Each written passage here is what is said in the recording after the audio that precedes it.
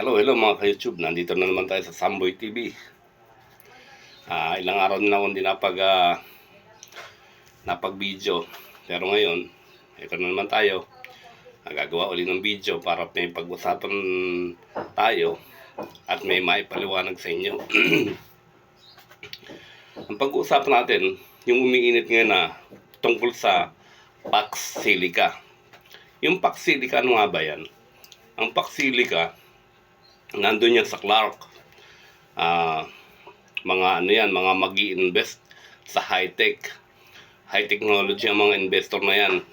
32 investor yan yung mag-i-invest dyan. Mga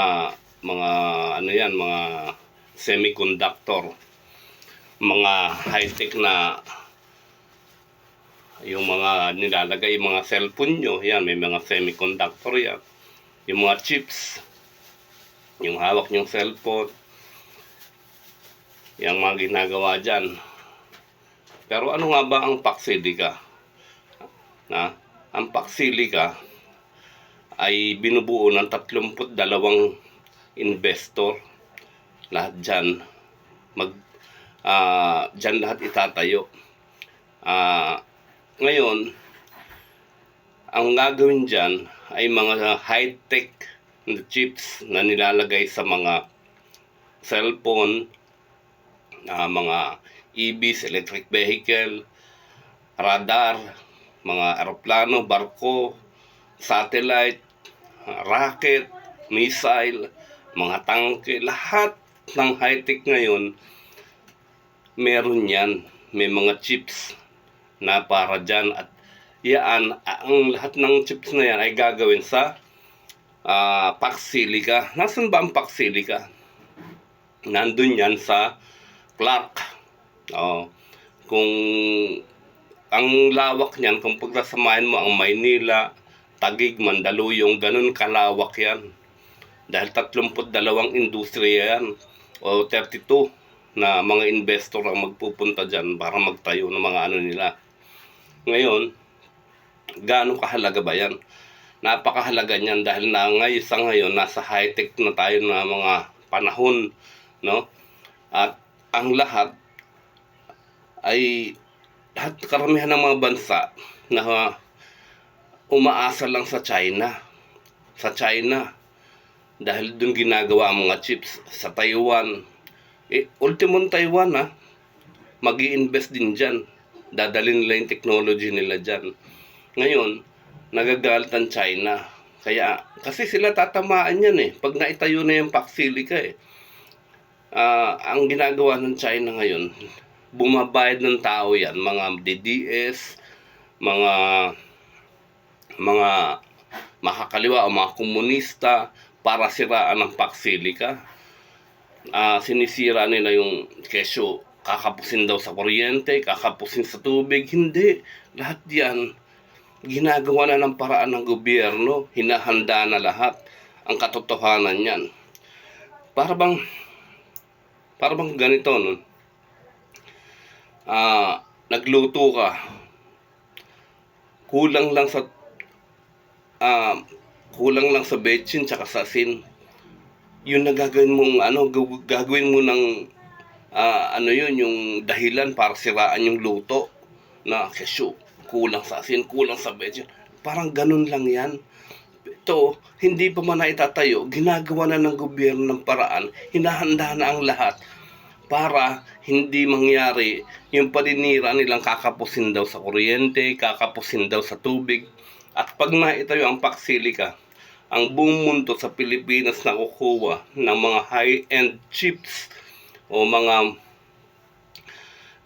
gamit para ilagay sa mga gagawin nilang cellphone, gagawin nilang missile, gagawin nilang EV, electric vehicles, na gagawin nilang mga lahat ng high-tech na gagawin nila, kukunin na sa Pilipinas. Kumbaga, made in the Philippines na yung mga chips nila, may mga semiconductor nila na gamit. At ang unang tatamaan pag nangyari yan ay ang China. Kaya ang China, ganun na lang kung manira siya. At bumabayad siya ng malaki para sabihin nila na pag naitayo yan, ang Pilipinas kakapusin sa tubig, ang Pilipinas kakapusin sa kuryente, dahil gusto niyang mahinto yung pagtatayo ng Paxilica.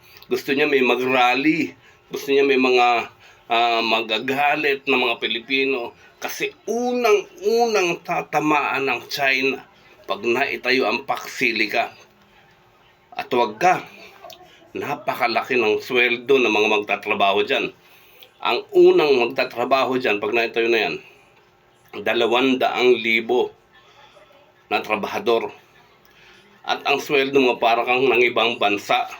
Ganyan kalaki o mas malaki pa ang sweldo sa ibang bansa. Dahil yan, kailangan na yan ngayon. Kaya buong mundo, humanap sila ng mapapagtayuan yan.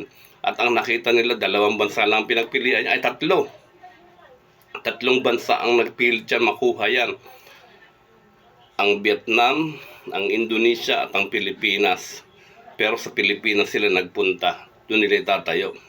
Dahil nakikita nilang ang mga kailangan na mga materyales nandito sa Pilipinas. Ang mga materyales na kailangan dyan, nickel, tsaka tanso. Ngayon, sino ba ang may nickel sa buong mundo? 2 bansa lang ang pinakamalaking nickel sa buong mundo. Ang Pilipinas, ang Indonesia. Sa ngayon, dun sa Indonesia, ang ginawa nila sa nickel nila, okay, gusto mo ng nickel namin, dito mo itayo ang pabrika. Hindi mo na ilalabas. Ilalabas natin gawa na. Umayaw ang mga Chinese, nag-alisan. Kaya ngayon, ang problema ng Chinese, mawawalan, ganito yan, nag-alisan sa Indonesia. Sa Philippines naman, nag-illegal mining sila ng nickel. Nakikita na nahuhuli ng gobyerno. Kasi, wala na talaga silang kukunan. 2 bansa lang ang pinakamalaki sa buong mundo. Pilipinas at Indonesia ang pinakamalaki sa buong mundo ng may mga nickel. At ang nickel ang pinakamahalagang sangkap para mabuo ang mga high technology na yan. Yung mga mga chips na yan. Ngayon, pag nabuo na ang Paxilica, pag naitayo na yan, tuluyan ng walang makukuwanan ng nickel ang China. Kaya yung mga high-tech nila maaaring mahinto lahat. At ang yung mga kumukuha sa kanila, lilipat na sa Pilipinas lahat. Hindi na made in China, mga gamit nyo, made in the Philippines na. Mga cellphone, yung lahat ng bagay na electronics, meron yan. Kaya dyan galit na galit ang China. Gusto niyang mahinto ang Paxilica. Kasi, ang mga materials niyan, siyempre, pag naitayo na yan, Paxilica, hindi na tayo mag-export ng nickel sa China, tsaka ng tanso. Ang gagawin ng Pilipinas, dun na mismo sa Paxilica, ibubuhos yung nickel natin, tsaka yung tanso natin. Tsaka may ginto pa yan. Yung mga high technology na yan. Yung mga chips na yan, meron din konting ginto yan. Marami ring ginto ang Pilipinas. Katunayan nga, di ba? Hinahakot ng mga illegal Chinese yung natin, mga barge ng Chinese. Hinahakot yung black sand natin sa Cagayan. Di ba? Ewan ko kung nahinto na ba yan. Kasi yung black sand, may ginto rin yun. Hinahakot nila ng illegal sa Cagayan. Yung mga Chinese, kung isipin mo, talagang maninira ng kalikasan yan eh. Di ba? At siguro, ito ang umpisa ng Pilipinas, na ito na siguro sinasabi sa Bible na at nanganak ang babae. Ibig sabihin na ipapanganak talaga niyan. Yayaman ang Pilipinas pag nakapanganak. Hindi tao yung papanganak eh. Kasi sa Revelation 12, sinasabi dun eh. At nanganak. At lalaki, sabi nga. Ibig sabihin, pag lalaki, malakas. Diba? Pwedeng maging napakalakas pag lalaki. Kaya ako, para sa akin, dapat nang itayo ang Paxilica. Kung sino man ang mga naninira na yan, tignan nyo ang Bataan Nuclear Power Plant natin. Di ba? Hindi na pakinabangan. Sasabihin nila, masisira ng lindol, masisira ng bagyo, ng ganito, ng gano'n. Maraming sinasabi, rally-rally dito, rally-rally doon. Nung panahon na kayo, yung panahon na yun ng Pangulong Marcos Sr., madali pang lakuhin ng tao eh. Di ang dami nagrally, hindi na tuloy ang Bataan Nuclear Plant. O ngayon, anong nangyari sa atin? Di ba, ang taas ng kuryente, nagagalit tayo. Hindi. Nagagalit tayo, pero ang katanghan nga yung nakaraang mga pagrarally-rally na yan na kung ano-anong paniniro sa Bataan Nuclear Plant na hindi na nabuksan. Ang taas ng kuryente, di ba? Wala tayong magawa. Samantalang kung nabuksan ng Bataan Nuclear Plant, di magkaba ang kuryente natin. Ganun yan. Ngayon naman, ito, paksili ka naman ang sinisiraan nila. Kesyo, kakapusin daw sa kuryente, kakapusin sa tubig. Hindi, bago ito yung paksili ka, nakahanda na rin lahat yan. Ganun yan. Kaya, kung ako may anak, kung kayo may anak, pilitin nyo makapagtrabaho sa Paksilica. Dahil napakataas ng sweldo dyan. Napakalaki ng dyan.